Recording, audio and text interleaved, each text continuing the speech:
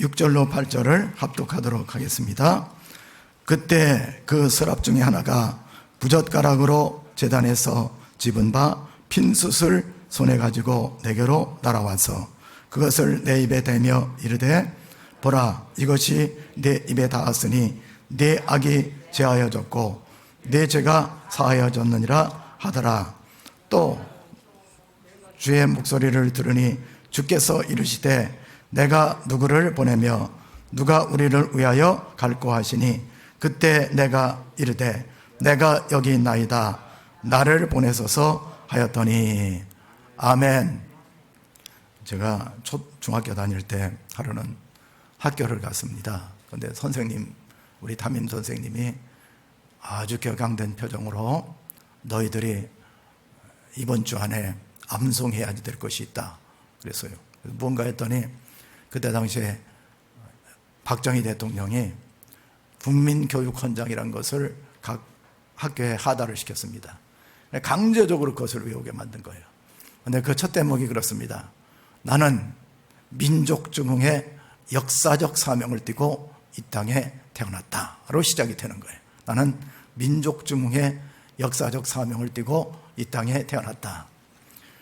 우리는 중학생이 뭘 알겠어요. 사명이 뭔지 민족중흥이 뭔지도 모르겠습니다만 국민교육헌장을 처음부터 마지막까지 다리다리 외우고 그래서 선생님한테 결제를 받고 그렇게 집으로 갔던 그런 기억이 있습니다. 사명이라는 것은 뭘 말하냐면 사명이라는 것은 어떤 사신이나 사절이 받는 명령을 얘기합니다. 예를 든다면 이번에 남북 긴장 완화를 위해서 대통령의 사명을 받고 외무부 장관이 미국으로 출국했다. 그럴 때 사명이라는 말을 쓰는 거예요. 그러니까 이 사명이라는 말은 굉장히 중차대한 언어 속에 있는 것입니다.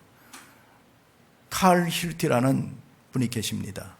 이분이 책을 여러 가지 쓰기도 했죠. 그런데 그 가운데 잠 못 이루는 밤이라는 책을 썼습니다. 그런데 거기에 그 중요한 대목 가운데 하나는 뭐냐면 나의 생애 속에서 가장 좋은 날은 나의 인생의 사명을 발견한 날이었다. 그렇게 고백한 것을 볼 수가 있습니다. 우리가 하나님을 믿으면서도 사명이 없는 사람들이 있습니다. 어떤 사람은 공부도 많이 하고 박사학위도 있고 돈도 있고 인물도 있고 가문도 있고 또 사회적인 영향력도 있고 그런데 그런 사람한테 당신 사명이 있습니까? 그렇게 여쭤보면은 나는 사명이란 건 없습니다. 그냥 매일매일 살아갈 뿐입니다. 그렇게 대답하는 분이 있습니다. 그런가 하면은 사회적 지위도 낮고 영향력도 없지만은 이 사명을 새롭게 깨닫고 사명을 발견한 사람들은 능력 있고 행복한 그리스도인의 삶을 매일매일 영위해 나갈 수가 있게 되는 것입니다. 오늘 성경에 보면은 이사야가 다른 서신서는 첫 1장에서 선지자들이 부름을 받습니다. 그런데 이사야서는 6장에서 부름을 받아요. 이사야가 부름을 받는 것은 주전 743년 이 남왕국 유다의 10대 왕이었던 우시야 왕이 한센시병에 걸려서 급사를 합니다. 그래서 성군이었던 우시야 왕이 죽고 나니까 나라의 기둥이 흔들리는 거예요. 그래서 엘리야는 너무 다급하고 절박한 나머지 하나님 앞으로 올라갔습니다. 그런데 성전에서 하나님의 옷자락이 성전에 가득한 걸 발견하게 되었고 천사들이 헌화하면서 하나님을 찬송하는 그런 모습을 보게 됐어요. 그러고 나서 이사야가 뭐라고 고백을 하냐면 화로다 나는 부정한 사람이었는데 하나님을 만나게 되었다. 그러니까 하나님을 만나는 사람들, 사역자는 어떤 사람입니까? 나는 연약하고 무가치하다고 깨닫는 사람입니다. 그러니까 많은 사람들은 이 부정적인 감정과 부정적인 언어로 길들여져 있어요. 그래서 이 사람이 고백하는 것은 내 입술이 부정한 사람이다. 그렇게 얘기를 합니다. 사실요, 마음이 기쁘지 못하고 마음에 감사가 없고 매일 입술에 부정적인 이런 언어를 나도 모르게 하면은 굉장히 불행한 거죠. 아침에 일어나서부터 저녁 늦은 시간까지 감사거리를 찾는 분이 있는가 하면은 어떤 분들은 감사와는 전혀 상관이 없는 원망하고 불평하고 낙심하고 이런 언어들을 무분별하게 막 산탄종을 쏘듯이 그렇게 살아간다면 얼마나 불행하겠어요. 아마 이사야도 그렇게 고백했어요. 나는 입술이 부정한 사람입니다. 정직한 사람이죠. 그랬더니 하나님의 천사가 제단에 갔어요. 제단으로 날아가서 제단에 숯을 하나 집어들었습니다. 여기에 제단은 어떤 거냐면 하나님의 제단에는 두 제단이 있는 거예요. 들어갈 때 번제단이 있습니다. 그리고 성소를 지나서 지성소로 들어가는 그 앞에 향단이라는 게 있습니다. 그 향단에는 소합함, 나감향, 풍자향, 유향 네 가지 향으로 되어 있는 가루가 있는데 그것을 태워 올리는 그런 불이 있어요. 그게 제단 숯불입니다. 그러니까 분향단의 숯불이죠. 그래서 분향단의 숯불을 들고 와서 엘리야의 입에 지졌습니다. 이사야의 입에 지졌어요. 그러니까 입술이 어떻게 됐겠어요? 물로 씻어도 되는데 하나님께서 성령의 물로 지져준 거예요. 그래서 죄의 문제가 해결이 된 겁니다. 오늘 아침에 저와 여러분이 하나님의 성령의 불로 인해서 입술도 지져지고 심령도 지져지고 그리고 자아의 옛사람도 죽고 새 사람으로 거듭나는 놀라운 은혜가 있으시기 바랍니다. 하나님이 그렇게 하신 거예요. 그러고 나니까 이사야가 갑자기 무릎을 꿇었습니다. 무릎을 꿇었을 때 하나님께서 어전회의를 하신 거예요. 어전회의를 하시면서 뭐라고 하냐, 누가 나를 위해서 갈고 누가 우리를 위해서 갈고, 그러니까 성부 성자 성령님 그 다음에 천군 천사들이 어전회의를 해서 누구를 보낼고, 그랬더니 누가 응답을 하겠어요? 은혜 받고 거듭난 사명자가 응답을 하는 겁니다. 그래서 오늘 본문 8절에 보면은 주여 내가 여기 있나이다 나를 보내소서, 그렇게 고백한 것을 볼 수가 있습니다. 그래서 우리 사명자들은 하나님 앞에서 신앙을 고백하는 사람들이고, 또 사명자의 앞날은 미래지향적인 길이 열어지는 그런 은혜들이 있어지게 되는 겁니다. 그래서 사명을 깨닫지 못하는 사람은 매일매일의 삶이 그렇게 무기력하고 우울합니다. 그런데 사명을 조그만 거라도 깨닫잖아요. 그러면은 삶이 달라져요. 엄마들 우울증 없애는 약들 있잖아요. 그 세라토닌이라고, 세라토닌 제제로 되어 있는 거. 그래서 이제 우울증을 치료하기 위해서 의사들이 진단을 하더라고요. 제가 이렇게 문헌을 쭉 보니까 햇살을 많이 쏘이고 걸어 다니고, 낮에 그렇게 하래요. 햇살을 많이 쏘이고 걸어 다니고, 그리고 밤에는 잘 때 빛을 다 차단시키고 자래. 그래서 빛이 이렇게 들어오면은 안대를 여기다 하고서 이렇게 자는데, 그러면은 잠잘 때 멜라토닌이 나와가지고 깊은 잠에 들어가서 우울증이 치료된다고 하더라고요.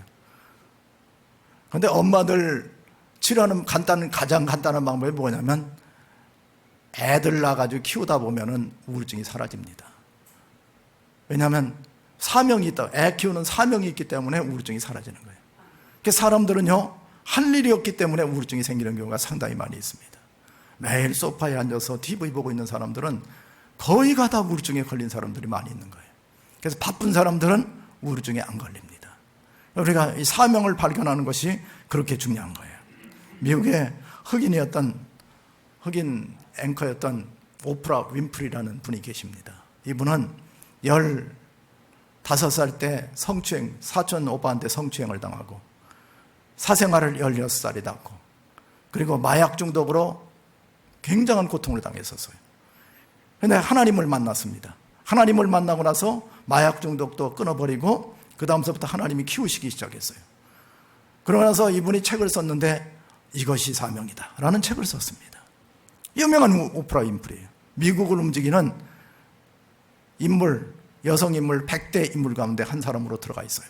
수입도 여성으로서 굉장히 많은 수입을 가지고 있는 분인데, 이분이 첫 번째 4가지 사명인 첫 번째, 남보다 더 가졌다는 것은 축복이 아니라 사명이다, 그렇게 말을 했어요.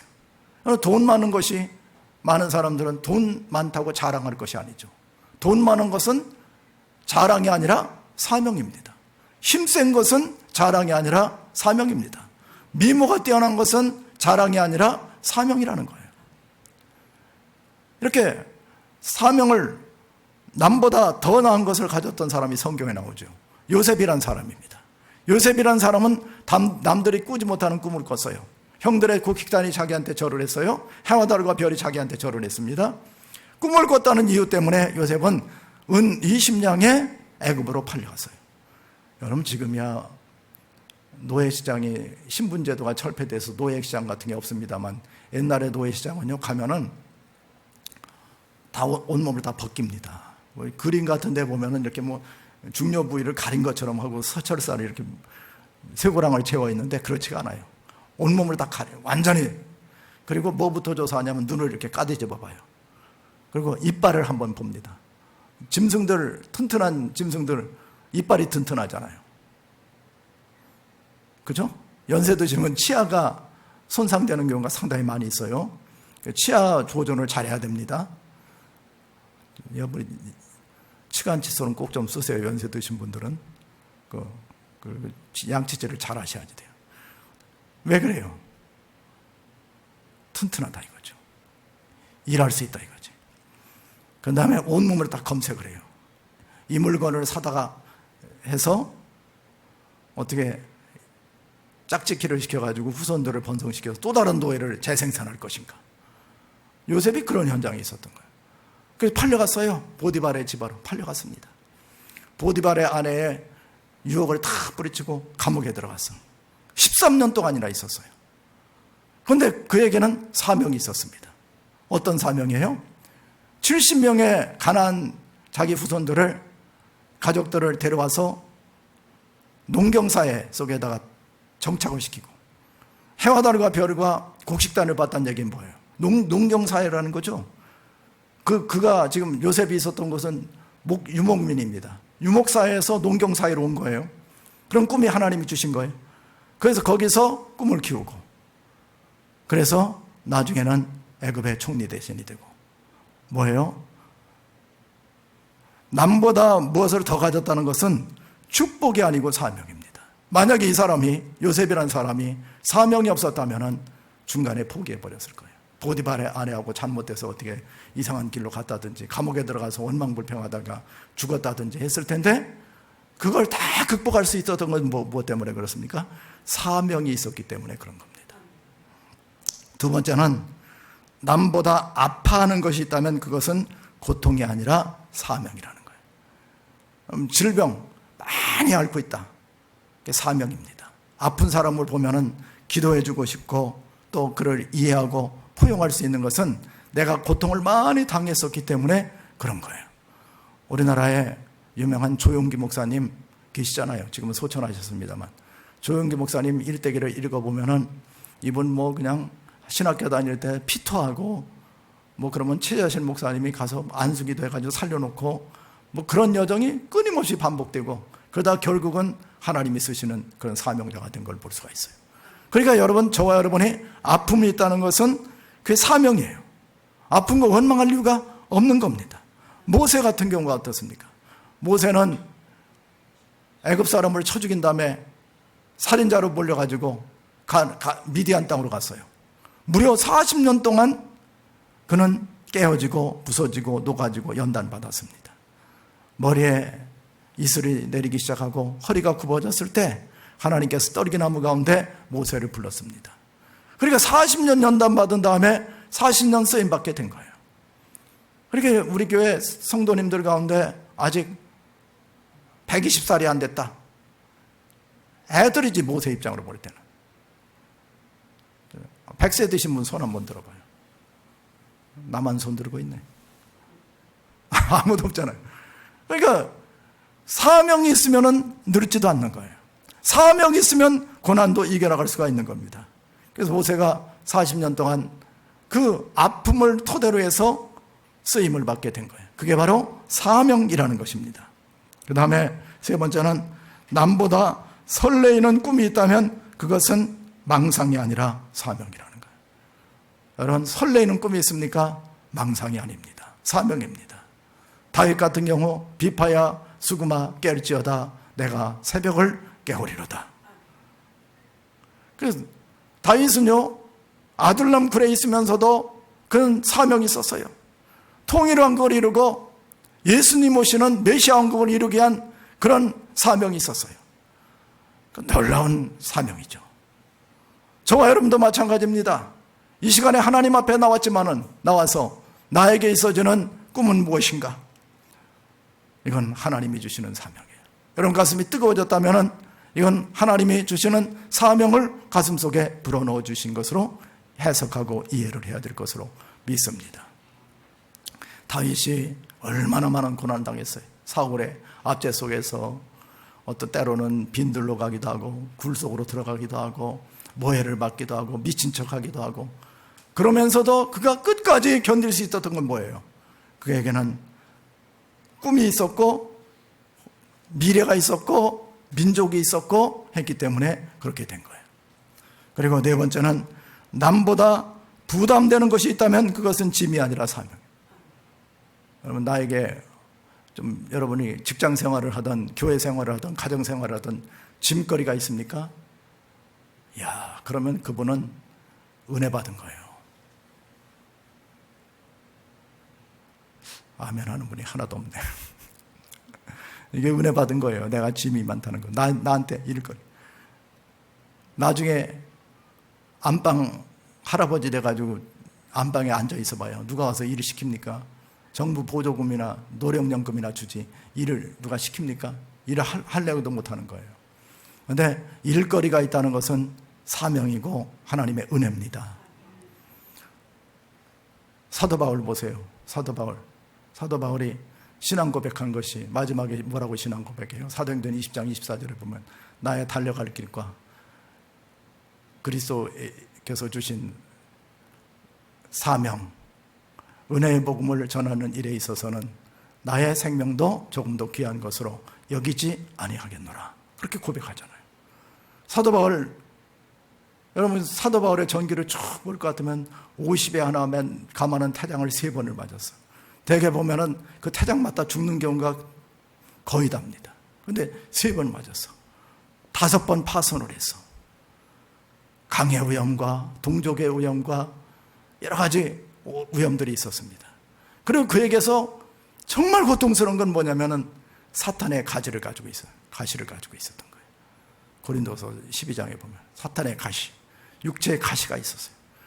학자들은 뭐로 얘기하면 사도 바울은 복음을 전하고 나면은 간질병이 있었기 때문에 복음을 힘있게 전하고 나서는 강단에 내려와서 그냥 쓰러져가지고 거품을 물고 한바탕 난리를 피는 거예요. 얼마나 모욕스럽고 치욕스럽겠습니까? 그런데 하나님 앞에 사도 바울은 하나님 이것을 제거시켜 주시옵소서. 성경에 보면 3번을 특별히 기도를 했지만은 하나님께서 뭐라고 말씀하시냐면 내 은혜가 내게 족하도다. 그 응답이 그거예요. 사도 바울은 그런 사탄의 가시가 있었기 때문에 내 자신이 도리어 교만하지 않고 낮아진 자세로 하나님을 섬길 수 있었다고 고백하는 것을 우리는 볼 수가 있는 겁니다.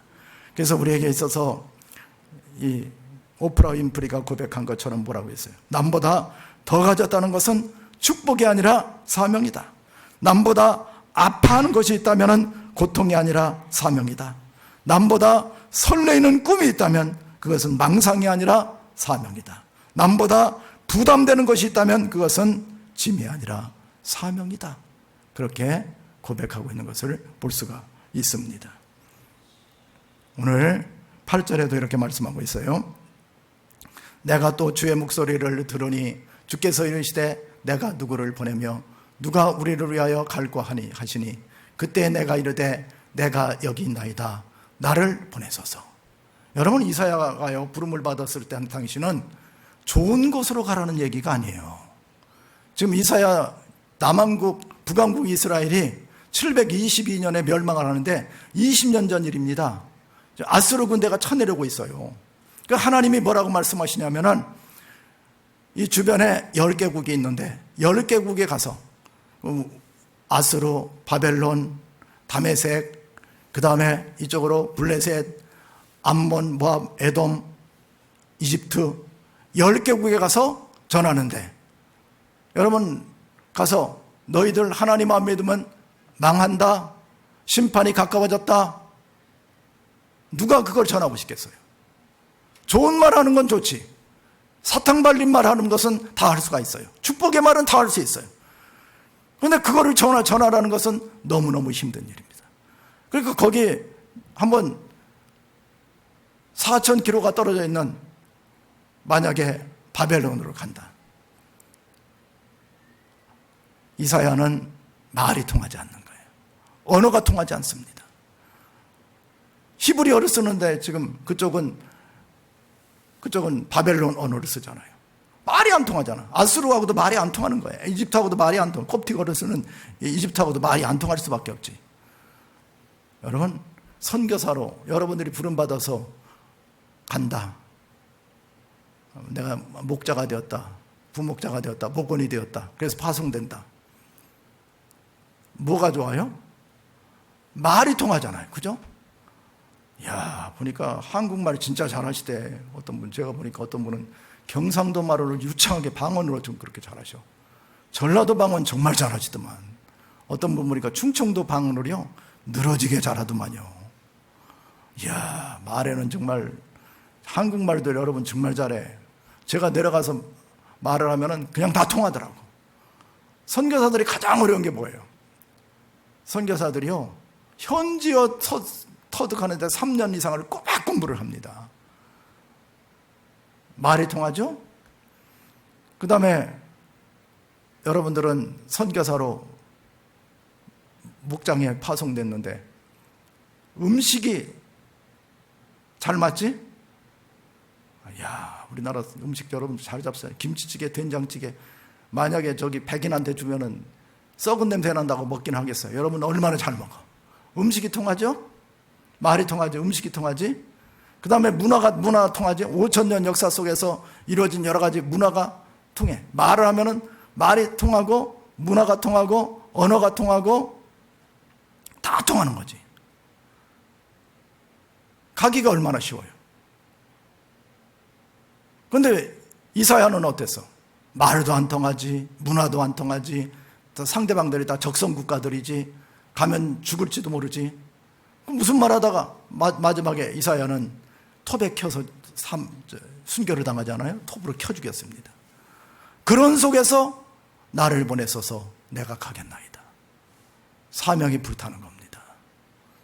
여러분, 내가 소그룹에서 활동 정도 하는 것은요, 정말 재미있는 리크레이션 하는 거예요. 아멘? 아멘? 기쁘게 감당해야 됩니다. 이거 원망하면 하나님은요, 저와 여러분을 쓰실 수가 없어요. 말도 통하지, 문화도 통하지, 풍습도 통하지, 정서도 통하지, 다 통할 수 있잖아요. 근데 왜 안 통해요? 내 자신이 가슴을 닫고 있기 때문에, 마음을 닫고 있기 때문에 그런 거예요. 이거 열어놓기만 하면은 우리는 하나님의 일을 마음껏 할 수가 있게 되는 것입니다. 그래서 이번 계기에 하나님께서 명령하십니다. 내가 여기 있나이다. 나를 보내소서. 제가 저기 구사단에서 백마부대에서 근무를 했습니다. 36개월 동안. 이제 포병부대 근무를 했었는데, 사이드 직분으로 제가 이제 군종병까지 같이 했었어요. 그래가지고 군종병 수련회가 어디서 있었냐면, 저기 강남이 개발될 때 임마누엘 교회라고 그 교회에서 군종병 수련회를 했었는데, 거기에 표어가 뭐냐면 내가 여기 있나이다. 나를 보내소서. 얼마나 기도했는지 몰라. 제 목소리가 좀 약간 굵어진 이유가 거기서 한번 목을 성대를 다쳤습니다. 거기서 막 뒹굴면서 얼마나 기도했는지 몰라요. 군대라는 특수 상황 속에서 전도한다는 것이 쉽지가 않았던 거예요. 그렇게 했던 기억도 있습니다. 그런데 지금은 어떻습니까? 성숙한 사회 속에서 말도 통하고, 문화도 통하고, 음식도 통하고, 언어도 통하고, 모든 게 다 소통될 수 있는 그것으로 우리는 하나님께서 보내라고 하는 겁니다. 자원에서 가면은 하나님께서 보장해 주시고 더욱더 큰 은혜의 은혜를 부어주시게 된다는 사실을 우리는 기억할 필요가 있는 것입니다. 이렇게 하나님의 부름에 대해서 소명감을 가지고 응답해서 복 받으시기 바랍니다. 여러분, 자유라는 게 뭡니까? 자유라는 것은 뭐냐면은 응답과 행위가 따라갔을 때 자유가 되는 거예요. 그러니까 진리를 알지니 진리가 너희를 자유케 한다고 그랬는데, 자유라는 것은요, 방종한 사람한테 있어지는 게 아닙니다. 하나님 앞에 반응하고, 주여 내가 여기 있습니다, 나를 보내주시옵소서, 거기에 합당한 응답을 하는 거예요. 그리고 어떤 분들은 나는 도저히 감당 못합니다, 뭐 그런 분들도 있는데요, 절대 하나님 그렇잖아요. 하나님께서는 사람이 감당치 못할 시험당을 허락치 아니하시고, 또 시험당할 쯤에 또한 피할 기술을 내사 너희로 등이 감당하시게 하신다고 고린도전서 10장 13절에서 말씀하고 있어요. 그러니까 우리가 하나님 앞에 응답하면요, 세상도 이길 수 있고 마귀도 이길 수 있고 나도 이길 수가 있습니다. 지면은 어쩔 수가 없어요. 제가 어떤 목사님 광고를 많이 했던 광고 카피라이터였던 목사님 계시더라고요. 머리가 하얀 목사님. 그래서 그 목사님 지금 베이직교회인가? 베이직교회 담임 목사님으로 계신데, 그 목사님이 하루는 새벽기도 때 성도들을 모아놓고 여러분 이겨야 됩니다, 지면 안 됩니다, 그러면서 하는 얘기가 자기가 백내장이 있어가지고요 앞이 안 보인대. 그래서 새벽기도 오다가도 이렇게 컴컴한 데 들어오면은 막 벽에도 부딪히고 기둥에도 부딪히고 그런다는 거예요. 그러면서 자기는 뭐랍니까? 나는 사명이기 때문에 사명자의 길을 나는 간다고. 제가 은혜를 받았어요. 그분 연세가 한 70이 가까이 되신 것 같더라고요. 머리가 하얀 분인데. 백내장에 지면 안 되는 거죠. 우리 믿는 사람들은. 누굴 바라봐야지 돼요? 주님 바라봐야 되는 겁니다. 여러분, 천국 가는 것이 그렇게 쉽겠습니까? 천국 가는 거 쉬운 게 아닙니다. 믿음을 굳건하게 지키고 예수 그리스도 바라보고 천국 가는 거예요. 중간에 포기하는 사람들이 많이 있어요. 그 길을 가야 되는 거예요. 굳건하게 가요. 좌로나우로 치우치지 않고 그 길을 가야지만 마지막에 천국에서 예수님을 만날 수가 있는 겁니다. 이런 사명자의 길을 굳건하게 걸어갈 수 있는 능력 있는 그리스도인이 될 수 있도록 해달라고 기도하고 사명 감당하는 저와 여러분이 되시기를 바랍니다. 우리 말씀을 생각하면서 기도하는 시간을 갖도록 하겠습니다. 주님, 내가 여기 있습니다, 나를 보내주시옵소서. 우리 주여 한번 크게 외치고 기도하겠습니다. 주여!